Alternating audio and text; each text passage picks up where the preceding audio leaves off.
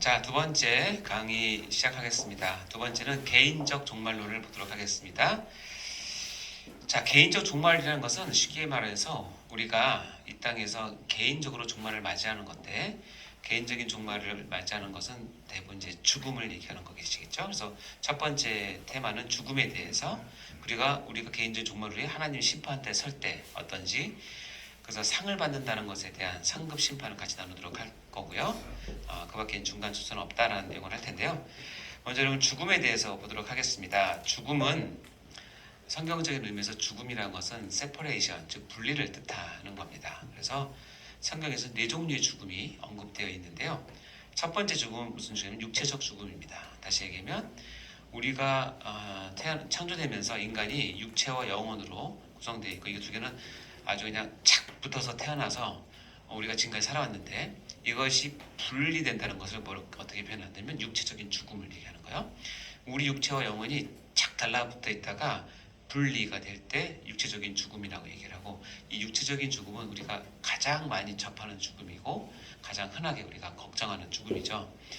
그러나 육체적인 죽음이 다가 아니라 밑에 영적 죽음이라고 표현하는데, 영적 죽음은 뭐냐면 영혼의 원래 주인이신 하나님과 분리된 상태를 영적 죽음이라고 얘기를 해요.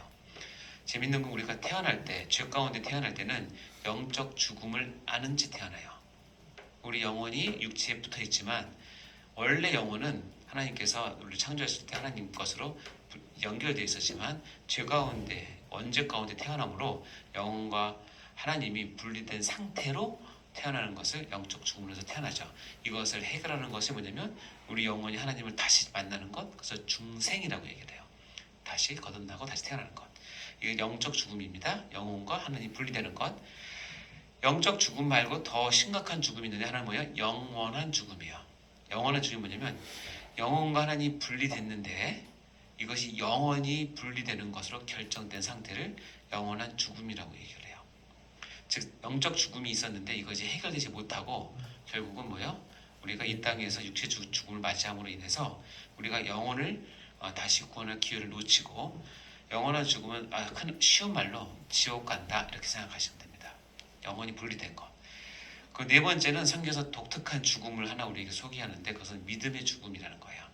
우리 야고보서 전에 배웠지만 우리의 믿음, 신앙이 행함과 분리되어서 있는 상태를, 그 믿음은 죽었다, 믿음의 죽음을 얘기합니다.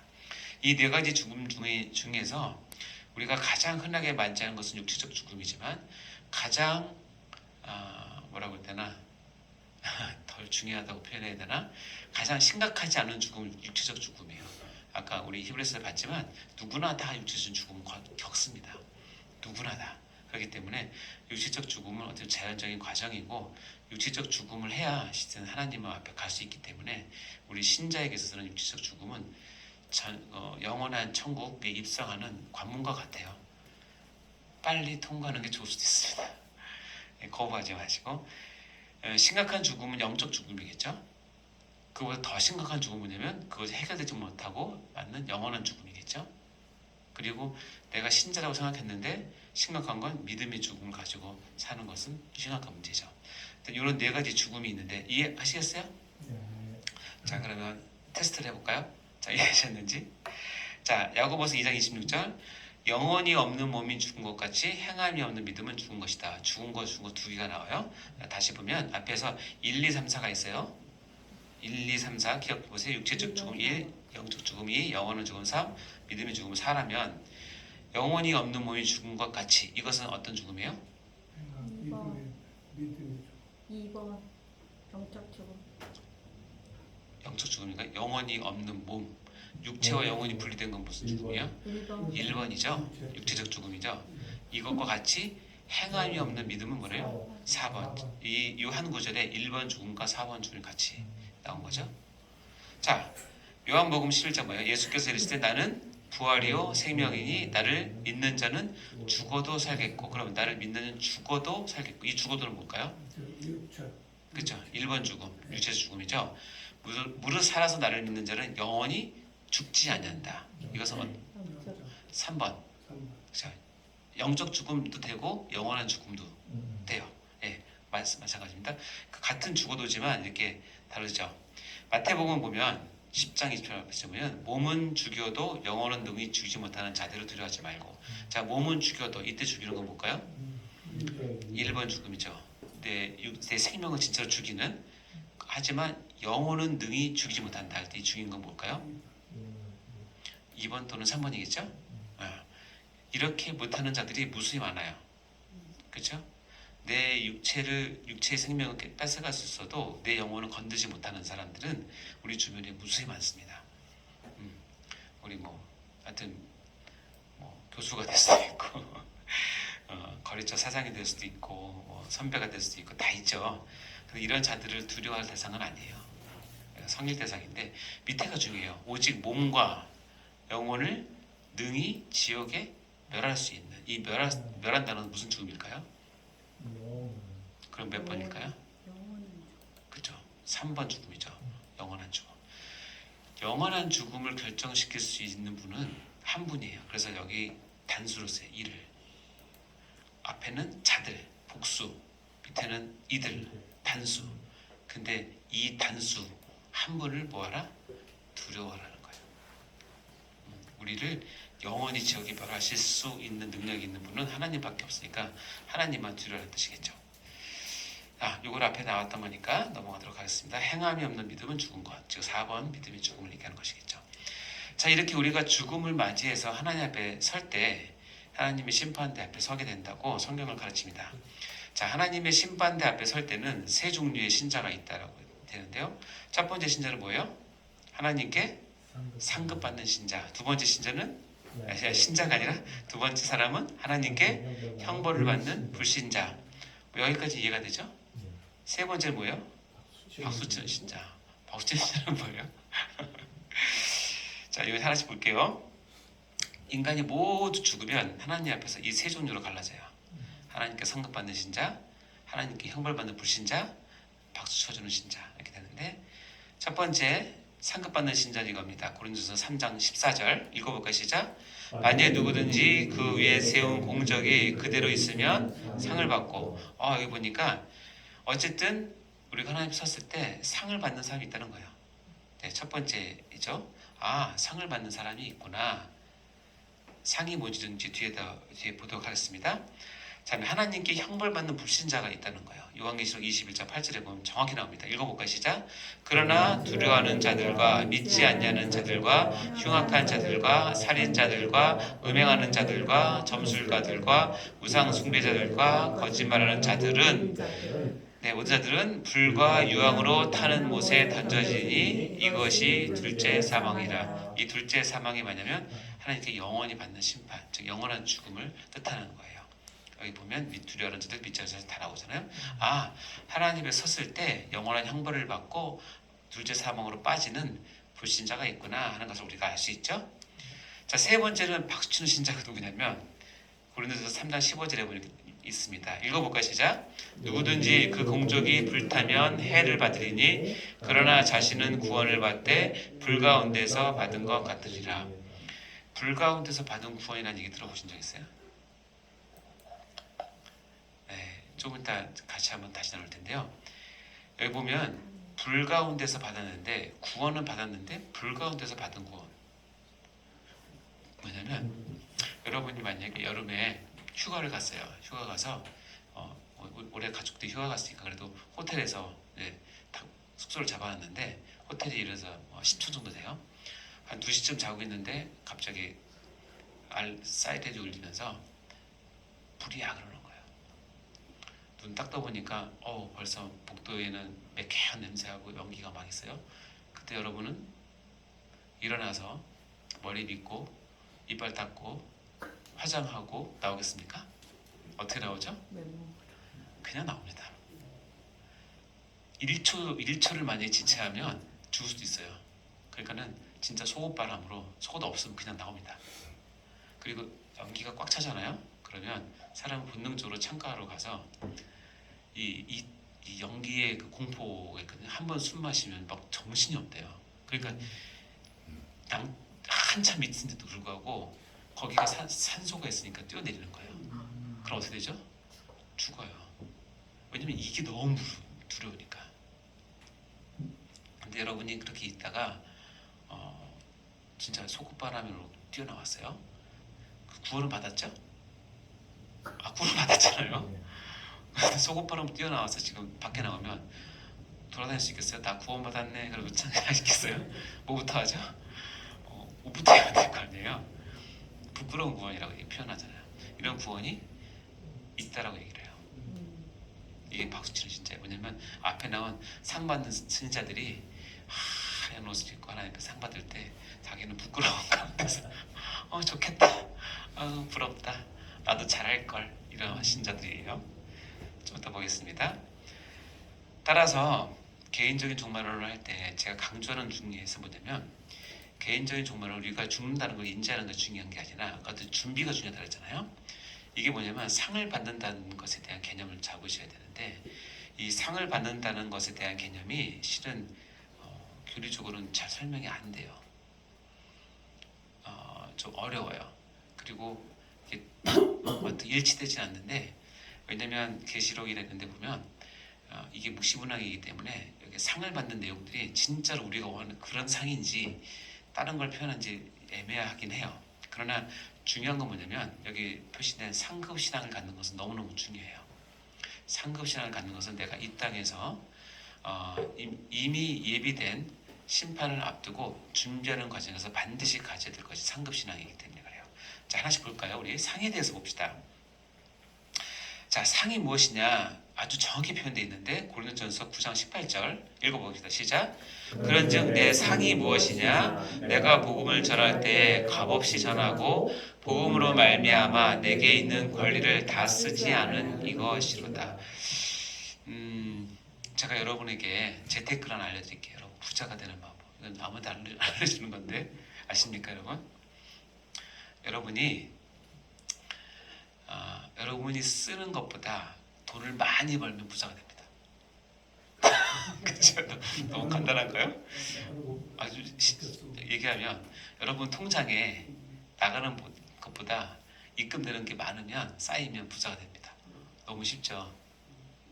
똑같습니다.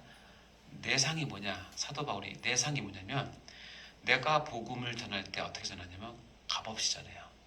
그리고 하나님은 구약에 보면 하나님의 일들을 성전에서 어떤 제사라든가 일을 할 때는 그 일에 합당한 뭐를 책정하냐면 권리와 보상을 책정을 해요. 그래서 내가 복음을 전할 때는 뭐 생기냐면 내가 이 복음을 전함으로 말미암아 얻을 수 있는 권리가 생겨요. 근데 그 권리를 최대한 안 쓰는 거예요. 다시 얘기하면 내가 버는 것보다 나가는 게 조금이면 쌓이듯이 이게 상이거든요. 내가 복음을 전할 때 나에게 생기는 권리들을 다 쓰지 아니하고 그것을 값없이 전하면 뭐한다? 점점 쌓인다. 이게 상이에요. 생각해 보십니까 여러분? 저는 여러분께 이 시간 강의를 하면서 저는 이제 교수로서 월급을 받기 때문에 일정 부분의 내 권리를 받기 때문에 이건 별로 안 쌓일 것 같아요. 근데 제가 교회에서 슬기로운 교리 생활 강의할 때는 그야말로 한 푼도 안 받고 왔거든요. 근데 저 너무나 기뻐요. 완벽하게 쌓이는 거예요 그 시간은. 그러니까 너무 신나게 합니다. 물론 아무도 줄 생각을 하지 않지만 그래도 그렇잖아요. 자, 내 상은 뭐냐면 복음을 전할 때 값없이 전하고 그로 인해 생기는 권리를 내가 마땅히 누려야 될 권리를 쓰지 않는 것. 여러분 이제 사역자로 이제 살 텐데 여러분 생활을 다 하기 때문에 그걸 다 권리를 안 쓸 수는 없겠죠. 그러나 이거를 반드시 알고 계셔야 됩니다. 여러분이 나중에 하나님께서 받을 상은 권리를 다 쓰지 않는 거예요. 어떤 생각을 하면서 하느냐? 로마서 8장 18절 시작. 생각하건대 현재의 고난은 장차 우리에게 나타날 영광과 비교할 수 없다다. 그러니까 현재 이런 고난은 장차 우리에게 나타날 영광과 뭐 할 수 없다? 비교할 수 없다. 옛날 성경은 좋게 비교할 수 없다고 되어 있는데 현재 이 예수 때문에 받는 고난은 장차 이거 쌓인 상급으로 줄 영광과 비교할 수 없다라고 누가 얘기했냐면 가장 명석한 두뇌를 가진 사도 바울이 이렇게 얘기를 하는 거예요. 야, 나는 지금 받는 고난이 왜 참을 수 있냐면 장차 내가 받을 영광과 비교할 수 없기 때문에 이거 실제이기 때문에 믿으시기 바랍니다. 아멘. 그러니까 현재 받는 고난을 즐기는 데 끝나는 것이 아니라 그 넘어서 실제로 이것을 하나님께서 나에게 무엇을 주시고 영광을 주시는 것을 우리가 볼 수 있어야 된다는 거예요. 그래서 사도 바울이 이렇게 얘기합니다. 사도행전 20장 24절 시작. 내가 달려갈 길과 주 예수께 받은 사명 곧 하나님의 은혜의 복음을 증언하는 일을 마치려 하면은 나의 생명조차 조금도 귀한 것으로 여기지 아니하노라. 오죽했으면 내가 달려갈 길, 나에게 받은 사명, 이것을 내가 하는 것. 이 사명이 뭐냐면 하나님의 은혜의 복음을 증언하는 일이에요. 이것을 마칠 때까지는 뭐조차? 나의 생명조차 귀한 것을 여기지 않는. 자기 생명이 가장 귀하잖아요. 근데 이것을 조차도 내가 받은 사명을 완수하고 나가는 그 일과는 비교할 수 없다라고 얘기를 합니다. 그래서 사도 바울은 이런 심정으로 사역을 감당했던 것 같아요. 근데 사도 바울이 그걸 어디서 모티브를 얻느냐 봤더니 고린도전서에 이런 말이 있더라고요. 내가 복음을 위하여서 모든 것을 행함은 복음에 참여하고자 함이라 하면서 운동장에서 다름질하는 자들이 다 달릴지라도 오직 상을 받는 사람은 뭐예요? 한 사람인 줄 너희가 알지 못하느냐? 너희도 상을 받도록 이같이 다름질하라. 요 배경은 그 당시 올림픽이나 뭐 그런 큰 도시에서 제전이 있을 때마다 이게 아마 다름질해서 1등하는 사람들이 면류관도 씌워주고 그러잖아요. 이것을 아마 운동장에서 사도 바울이 보면서 거기서 아마 영감을 얻은 것 같아요. 하여튼 운동장에서 여러 사람이 달리지만 마지막 1등하는 사람에게만 영광이 주어지고 상이 주어진다. 그것을 보면서 내 어떤 이 사역에도 다 다름질한다. 근데 나는 정말로 원하는 거 뭐냐면 오직 한 사람만 상을 받는 것처럼 나도 이 상을 정말로 받기를 원해서 난 최선을 다한다는 거야. 뭘 위해서? 상 받기 위해서. 그렇다고 상 받으려고 옆에 있는 동료 다리 걸면 안 됩니다. 그럼 안 되고 정직하게 최선을 다하는 이유는 뭐냐면 내가 운동 경기를 보니 1등만 상을 받아. 나는 정말로 내 일에 하나님 보시기에 1등이 되고 싶어라는 아주 거룩한 욕심이에요. 정말 거룩한 욕심. 이것이 없는 게 겸손이 아닙니다. 이거를 없으면 매가리가 없어요. 이거는 여러분 반드시 가져야 돼요. 한 사람만 상을 받는다는 거, 이것을 모티브로 지금 사도 바울은 상을 향해 달려가는 사람이 되었다는 거예요. 자, 상을 받는다는 것을 한번 이제 구체적으로 보도록 하겠습니다. 고린도전서 3장 10절 15절 말씀. 자, 앞에 거 쭉 읽어볼까요? 시작. 내게 주신 하나님의 은혜를 따라 내게 지혜로운 건축자와 같이 터를 닦아줌에 다른 이가 그 위에 세우나 그러나 각각 어떻게 그 위에 세울까를 조심할지니라. 이 닦아둔 것 외에 능히 다른 터를 닦아둘 자가 없으니 이 터는 곧 예수 그리스도라. 이게 뭐냐면 그 사도 바울이 하나님의 은혜에 따라서 예수 그리스도 그리고 복음 진리라고 하는 터 반석 위에다가 어떻게요? 터를 닦았어요. 터를. 이게 뭐냐면 사도 바울이 곳곳에 다니면서 예수를 전파하고 교회의 베이스를 딱 세운 거예요. 그러나 베이스를 세운 것이 끝나는 것이 아니라 여기 보면 다른 이가 그 위에 세우는 거예요. 그때부터 건축을 세운 거예요. 아까 우리가 우리 기독신 4대 신앙을 얘기한 것처럼 기둥도 세우고 지붕도 하고 다 대들보도 하고 하잖아요. 그때 사도 바울이 뭘 얘기하냐면 다른 이가 그 위에 세우나 그러나 각각 어떻게 그 위에 세울 거를 뭐해라? 조심하라. 어떻게가 뭘까요? 하고 그 다음 거를 보니까 이렇게 답니다. 만일 누구든지 그 터 위에 금이나 은이나 보석이나 나무나 풀이나 집으로 그 터 위에 세울 수 있어. 그래, 네가 원하는 대로 해. 세울 수 있지만 각 사람의 공적이 나타날 텐데 그 공적은 언제 나타나냐? 그날이 공적을 밝힌대요. 그날은 무슨 날인지 몰라요? 예수님의 재림이 될 수도 있고 우리 개인의 신앙이 환란이 될 수도 있어요. 아니면 교회적인 환란이 될 수도 있고 시대적인 어려움이 될 수 있어요. 네로의 박해, 도미티안 박해 이런 것처럼 그 날이 공적이 나오는데 그것은 불처럼 나타난다는 거예요. 노아 시대에는 물로 심판을 했지만 이 교회 시대에는 어떻게요? 우리 공적을 밝히는 불이 나타나서 그 불이 그 각 사람의 공적이 어떠한 것을 시험할 거라는 거예요. 그러면서 어떻게요? 금, 은 보석으로 세운 나무나 풀이나 집으로 세운 거기를 불이 한번 싹 훑고 지나간다는 거예요. 싹 훑고 지나가면 여러분 생각에 이 6가지 재료 가운데 뭐가 남아 있을까요? 금, 은, 보석. 제가 표시했잖아요. 금, 은, 보석. 다음에 불이 싹 지나가면 뭐가 탈까요? 나무. 나무나 풀이나 집은 타겠죠. 그렇죠? 자, 여러분은 뭘로 세우시기 원하세요? 금? 뭐 나무 없으니까 풀이나 집? 여러분 금으로 세우기 제가 물어보면 100% 어느 강의에 가도 다들 금이요 그래요. 그러면 여러분 금으로 세우려면 공기가 시간이 엄청 걸리고 여러분이 가진 모든 걸 다 투자해야 되는데 할 수 있겠냐고 물어봐요. 사람들이 왜 금으로 안 세우고 싶어 할까요? 투자라든가 자기 희생이 전제 어려우니까 그래요. 그러면 나무나 풀이나 집 왜 세울까요? 쉬우니까. 집으로 하면 반나절이면 해요. 그러면 대충 들어가서 편히 눕고 잘 수 있어요. 풀로 해도 맞아. 나무로 해도 뭐 일주일이면 끝날 거예요. 그러나 금, 은, 보석은 상당 기간 걸리고 자기가 번 돈의 전부를 투자를 해야 세울 수 있어요. 그러니까 더 힘들겠죠. 그러니까 금은 금이나 이쪽으로 가는 사람들은 극소수고 집이나 풀로 간 사람들은 많아요. 편하니까. 이해되시죠? 근데 중요한 건 뭐냐면 그날이라는 게 있어요. 그날 반드시 있어요. 개인적으로도 있고 교회적으로도 있고 시대적으로도 있어요. 그날이 불이 와서 이거를 한번 싹 시험한대요. 그래서 봐요. 만일 누구든지 그 위에 세운 공적이 그대로 있으면 뭘 받는다? 상을 받는다. 여기 상이 나오죠.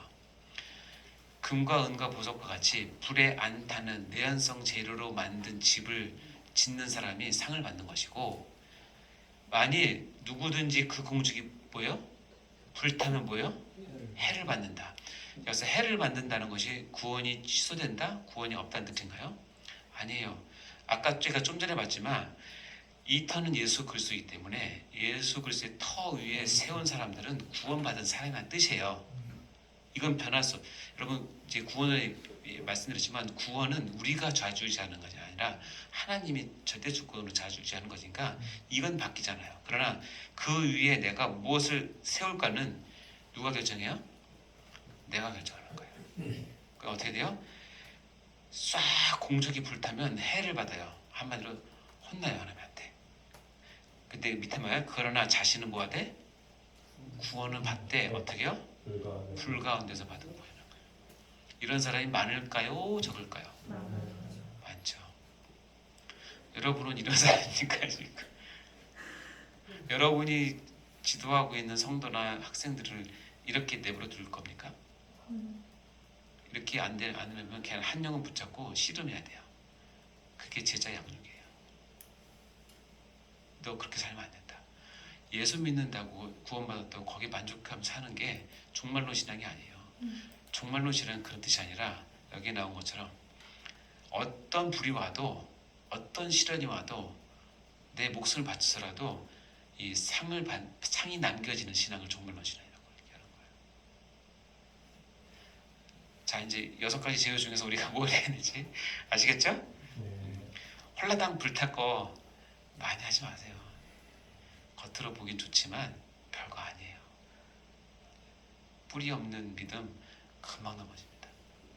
하나님 불쌍히 여기셔서 물론 보호하시겠지만 하나님은 그런 사람들을 위주로 사역하지 않으세요. 금과 은과 보석으로 뿌리 깊은 신앙을 갖은 사람들을 통해서 하나님 역사를 이뤄가세요. 여러분 한 사람이 그런 사람이 되면 저는 여기에 와서 이렇게 강의한 목적이 저는 큰 보람이 있다고 생각합니다. 여러분 한 사람이라도 그렇게 있습니다. 자 볼까요? 근데 여기서 착각하지 말아야 될 게 있는데 비슷한 내용이 있어요. 누가복음에 보면 이제 이런 비슷한 내용이 있는데 너희는 나를 주여 주여 하면서도 어째 내가 말하는 것을 행하지 아니하느냐? 내게 나와 내 말을 듣고 행하는 자.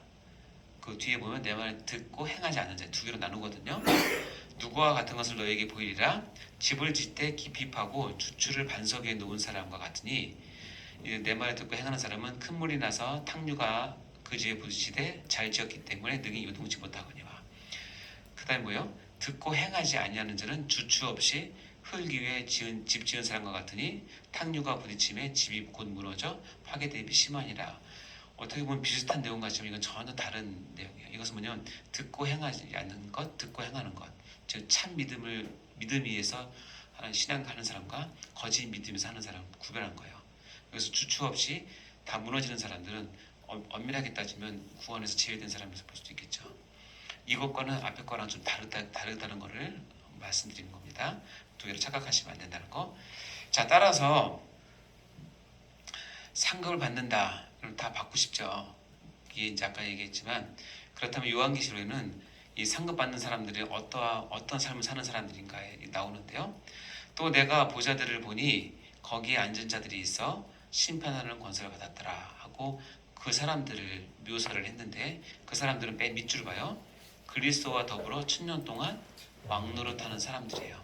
와, 이런 사람들은 하나님께 측근에서 하나님을 섬기고 하나님께 왕노릇하는 사람인데 이런 사람들이 어떤 사람인가 봤더니 또 내가 보니 예수를 증언한 거야.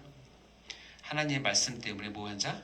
목배임을 당한 자들의 영혼들과 또 짐승과 그의 우상에게 경배하지 않은 자, 그들의 이마와 손에 그의 표를 받지 아니한 자들이 나중에 살아서 그리스도와 더불어 천년 동안 노릇한다. 예수를 증언하고 말씀 때문에 목배임을 당한 자들, 순교한 자들이겠죠. 어떤 악조건 속에서도 우상에게 경배하지 않은 믿음의 절기를 지킨 사람이겠죠. 그리고 마지막에 뭐냐면 이마와 표에 그 표를 받지 아니한 자. 이 표는 뭐냐면 나중에 보면 이 표가 있어야 매매를 할 수 있다는 거예요. 그러니까 뭐냐면 이것은 경제적인 극심한 궁핍 가운데서도 신앙을 지킨 자를 얘기하는 거예요. 이런 자들이 하나님에서 뭘 받는다? 상급 받는 자들이다. 그래서 참 어렵겠지만 우리가 순교하는 여러 방법이 있겠지만 그래도 제일 간단하다기보다는 제일 좋은 건 목배임 당하면 참 좋을 것 같아요. 한순간이니까 내내 막 고문하고 잘 모르겠지만 화양이 그렇게 힘들다 그래요. 인간의 고통 중에서 가장 힘들고 옛날에는 뭐 끓는 물에도 넣고 기름을 넣었으니까 어쨌든 이렇게 예수 그리스도 때문에 목배임을 당하고 우상 경배하지 않고 그 표를 받지 않아서 심한 그 경제적인 어려움 가운데서도 믿음을 지킨 사람들이 하나님 앞에서 상을 받는 자들이다 이렇게 표현합니다. 자, 근데 이들이 왜 상을 받느냐? 상을 받아서 뭐 하느냐? 여러분 상을 받아서 뭐 할까? 생각해 보셨습니까? 여기가 좀 어려워요. 상을 받아서 그럼 천국 가면 상 포인트가 다 다르겠네. 그러니까 이게 참 어려워요. 천국이 그러면 평등 사회인가? 뭐 계급 사회인가? 거기 상에 빈부귀천이 있나? 집이 대거리라고 했나? 그러니까 그런 것들은 우리 인간적인 관점에서 보면 풀기가 어렵고요. 그래서 그 난해한 부분이 있는데 저는 여기서 좀 해답을 좀 찾았어요. 뭐냐면 요한계시록 4장 10절에서 11절. 내가 왜 상을 받아야 되느냐면 여기 보세요. 24장로들이 보좌에 앉으신 이 앞에 엎드려서 세세토록 살아계시는 이에게 경배하고 자기 관을 보좌 앞에 들이며 이르되라고 얘기하거든요. 이 24장로들 앞절에서 보면 4장 2절에서 보면 24장로들이 하나님께 충성되고 상을 받은 대표적인 인물이에요. 하나님께서 뭘 주시냐면 금관을 씌워줘요. 금관을. 진짜 금관인지 모르겠어요. 하여튼 금관을 씌워줄 그것이 내가 너희의 상을 주는 최고의 영광을 씌워줘요. 근데 중요한 건 뭐냐면 이 이사 장로들이 보좌에 앉으신 이에게 다시 엎드려서 그에게 경배하면서 뭐냐면 내가 받은 상급을 벗어서 다시 하나님께 드리는 거예요. 그래서 뭐라 하냐면 우리 주 하나님이여 영광과 존귀와 권능을 받는 것이 합당하오니 뭔 얘기냐면 내가 받은 이 상 하나님 너무나 감사합니다. 내가 무엇이 간데 이런 상을 주셨습니까? 그러나 내가 이 상을 받은 것이 내가 저 땅에 있을 때는 내가 잘해서 받은 걸로 생각했는데 하나님 보좌에 와보니 이 모든 것이 하나님께서 하셨고 이 모든 것은 하나님 영광을 받으실 만한 일이기 때문에 내 상인 관을 벗어서 당신께 드립니다라고 최종의 예배를 드리는 거예요. 뭘 통해서? 내가 받은 관을 통해서. 그것 때문에 내가 상을 받아야 된다는 거예요. 그런 욕심 없습니까? 내가 천국에서 내가 하나님 이 땅에서 너무 잘했다고 받은 상 자체를 드려서 이것이 하나님께서 받으시 합당한 것입니다. 그 자체를 드리는 영광 중에 영광이고 이것을 벗어 드릴 때 진짜 감사한 마음으로 하나님의 영광을 드리는 마음으로 나의 모든 것을 당신이 받으기 합당합니다.